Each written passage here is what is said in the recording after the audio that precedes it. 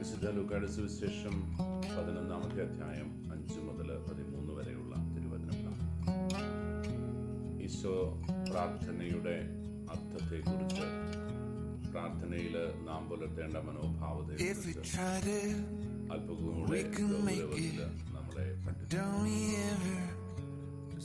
കഥാവ് ചോദിക്കുന്നുണ്ട്.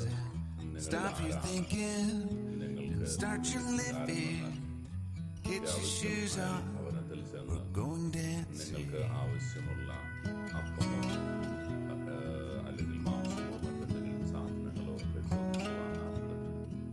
അങ്ങനെയാണ്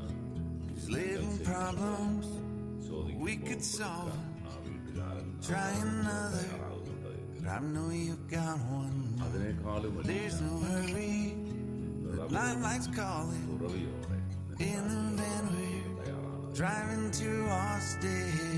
വളരെ സങ്കീർണമായ ഒരു പ്രശ്നം നമ്മുടെ മുമ്പിൽ അവതരിപ്പിക്കുന്നു. ഒരു ഭവനത്തില് വാതിൽ വന്ന് അയൽവാസി മുട്ടുമ്പോൾ നിങ്ങളോടുകൂടെ കിടപ്പറയിൽ ആയിരിക്കുന്ന ഒരു അവൻ പക്ഷേ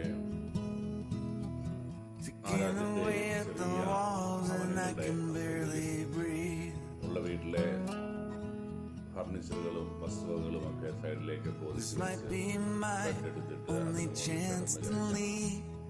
പിന്നെ കഥവൊന്ന് തുറക്കണമെങ്കിൽ വലിയ പാടാണ്. കാരണം വീണ്ടും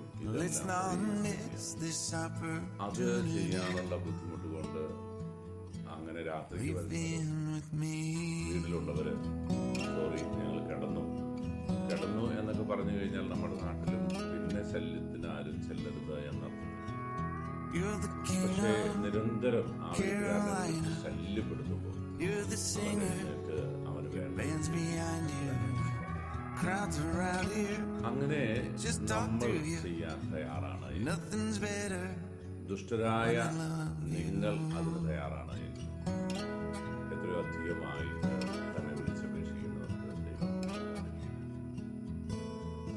കൃത്യമായിട്ട് നമ്മുടെ ജീവിതത്തില്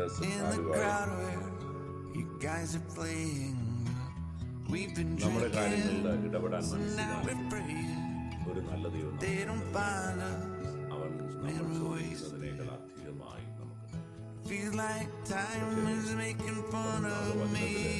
നമുക്ക് പറയുന്നത് നിങ്ങൾ ചോദിക്കുന്നതിനേക്കാൾ അധികമായി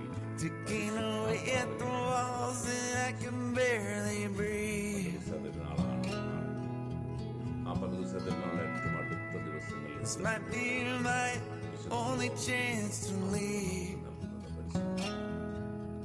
ഈ പരിശുദ്ധാത്മാവ് നമ്മുടെ മേൽ വന്നെന്നറിഞ്ഞു കഴിയുന്നു. കൂടുതൽ തീക്ഷ്ണതയോടെ, കൂടുതൽ പ്രതിസന്ധികളെയും പ്രതികൂല സാഹചര്യങ്ങളെല്ലാം ജീവിക്കാനുള്ള കരുത്ത്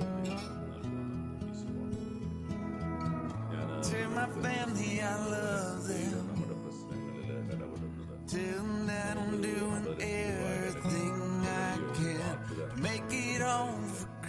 നമ്മുടെ ജീവിതത്തിൽ ഇടപെടുന്നത്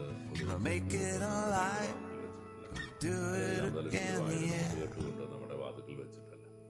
ദൈവം നമ്മുടെ ജീവിതത്തില് ആ പ്രശ്നത്തെ നേരിടാനുള്ള സാമ്പത്തികമായ അഭ്യുന്നതി നമുക്കുണ്ടാകാൻ പോരുന്ന തരത്തിലുള്ള സാഹചര്യം ഒരുക്കുന്നത്. ഇത് തന്നെയാണ് പ്രിയപ്പെട്ടവരെ പരിശുദ്ധാത്മാവ് നമ്മുടെ മേൽ വന്നതിന് കഴിയുമ്പോൾ നമ്മുടെ ജീവിതത്തിന്റെ നൊമ്പരങ്ങളെയും ആകുലതകളെയും അസ്വസ്ഥതകളെയും എല്ലാം അതിജീവിക്കാനുള്ള, അതിലംഘിക്കാനുള്ള വിശ്വാസത്തിന് നിറവൊഴുന്നു നൽകും. ആ ശക്തി കൊണ്ട് ജീവിത പ്രശ്നങ്ങളെ നേരിടാൻ നമുക്ക് സാധിക്കും.